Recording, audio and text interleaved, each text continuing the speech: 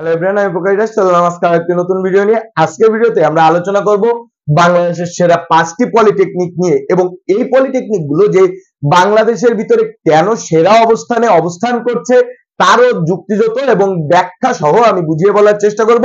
সুতরাং ধৈর্য সহকারে ভিডিওটি দেখতে থাকবেন এবং আপনি যদি আমার চ্যানেলে নতুন হয়ে থাকেন তাহলে অবশ্যই আমার চ্যানেলটি সাবস্ক্রাইব করে রাখবেন, তাহলে কিন্তু ডিপ্লোমা ইন ইঞ্জিনিয়ারিং এর সকল ভিডিওগুলো রেগুলার পেয়ে যাবেন। তো যাই হোক, চলে আসি সরাসরি ভিডিওতে। তো দেখেন, এই যে পলিটেকনিক গুলোর নাম আমি মেনশন করেছি, তো যদিও কোন পলিটেকনিক গুলো আসলে সেরা এই বিষয়গুলো নিয়ে বাংলাদেশ কারিগরি বোর্ড কখনো কোনো রেকর্ড প্রকাশ করে না, তবুও লেখাপড়ার নিরীক্ষে বা অন্যান্য সুযোগ সুবিধার আলোকে কিছু কিছু পলিটেকনিককে আসলে সেরার কাতারে ধরা যায়।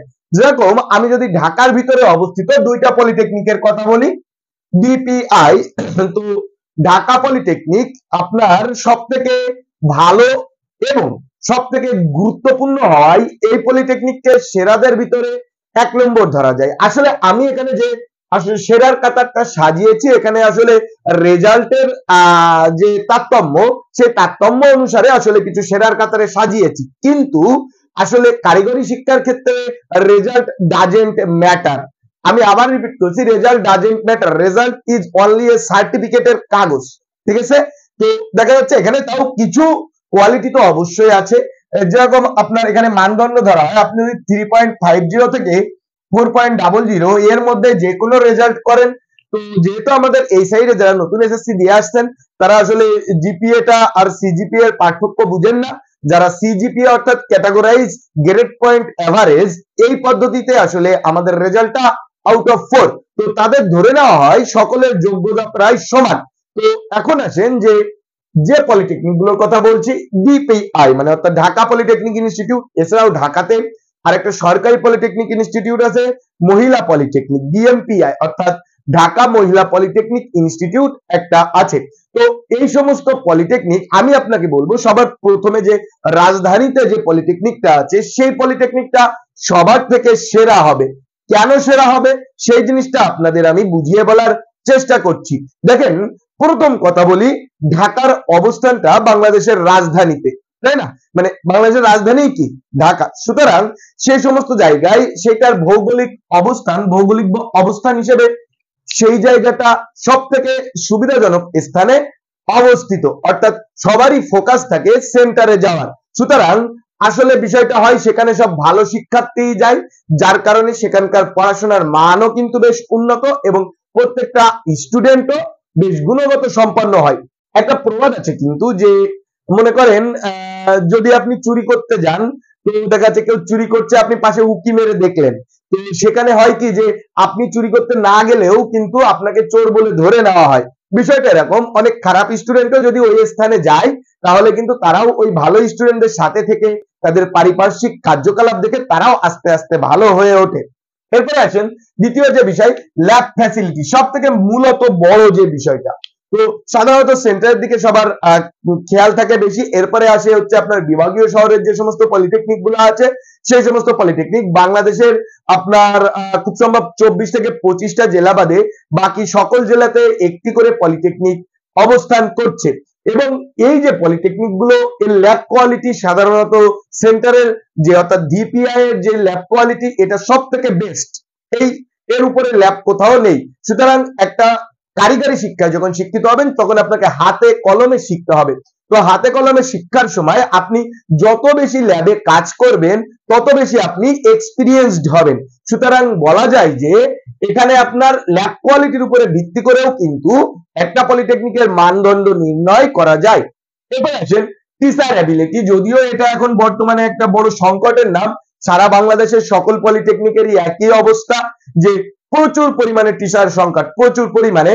তো তবুও বলা যায় সেন্টারের দিকে আসলে আপনার টিচার, ঢাকা পলিটেকনিকে আপনার টিচার বা সুইডেন পলিটেকনিকে টিচারের পরিমাণটা একটু বেশি। যেরকম বর্তমানে চট্টগ্রাম পলিটেকনিক, আমাকে কিছুদিন আগে একজন নক দিয়ে বলছে, দেখেন আমার বাড়ির পাশে চট্টগ্রাম পলিটেকনিকে আসলে বর্তমানে প্রচুর পরিমাণে শিক্ষক সংকট চলছে। এরপরে আসেন উপকরণ।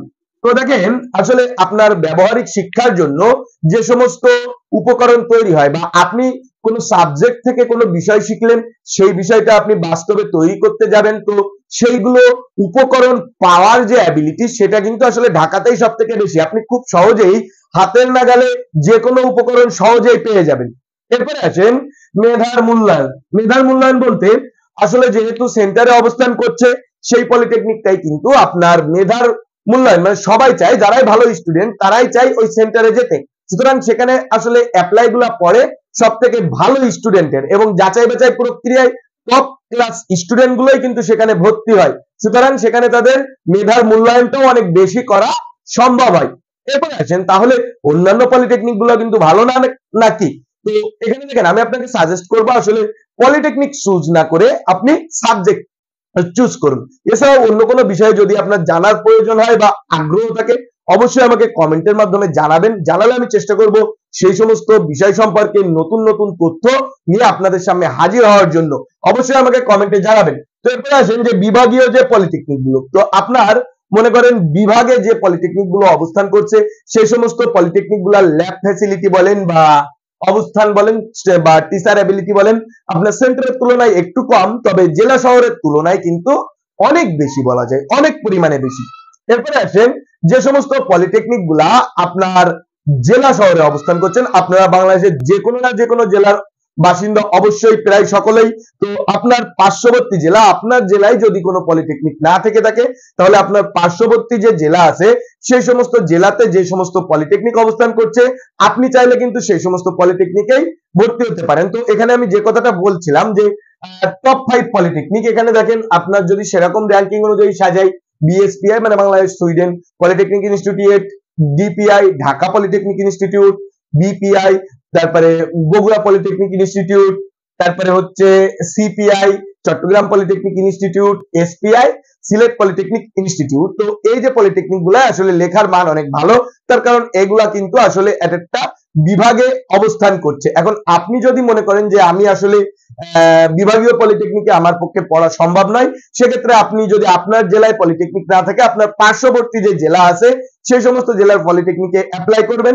এক্ষেত্রে আপনাকে সাজেস্ট করব আপনি পলিটেকনিককে গুরুত্ব না দিয়ে মানে আপনার ডিপার্টমেন্টকে গুরুত্ব দিবেন বা সাবজেক্টকে গুরুত্ব দিবেন। এখন সাবজেক্ট ওয়াইজ যদি কোনো ভিডিও চান বা কোন বিষয়ে ভিডিও চান সেগুলো কমেন্টে জানালে কিন্তু আমি চেষ্টা করব পরবর্তী ভিডিওতে সেই সমস্ত বিষয়গুলো নিয়ে হাজির হওয়ার জন্য। তো দেখেন এখন আমার সাবজেক্টকে গুরুত্ব দেওয়া বলতে আসলে কি বোঝাচ্ছি, আপনি যে পলিটেকনিকে ভর্তি হন না কেন সেটা হোক সরকারি বা হোক বেসরকারি, যে পলিটেকনিকে ভর্তি হন না কেন আপনি সবসময় চেষ্টা করবেন টপ রেটিং যে সাবজেক্ট আছে সেই সাবজেক্টে পড়ার জন্য। তার কারণ পলিটেকনিক কিন্তু আপনাকে চাকরি দিবে না, আপনাকে চাকরি দিবে কিন্তু আপনার ডিপার্টমেন্ট। সুতরাং সবসময় চেষ্টা করবেন টপ রেটেড যে সমস্ত ডিপার্টমেন্ট আছে সেই সমস্ত ডিপার্টমেন্টে আসলে চাকরিতে মানে ঢোকার জন্য, সেই সমস্ত ডিপার্টমেন্টে পড়ার জন্য। আপনি যদি সেই সমস্ত ডিপার্টমেন্টে পড়াশোনা করে বের হতে পারেন তাহলে কিন্তু সহজে আসলে চাকরিতে ঢুকতে পারবেন। তো আশা করি বিষয়গুলো বুঝতে পেরেছেন। ধন্যবাদ, ভালো থাকবেন, সুস্থ থাকবেন।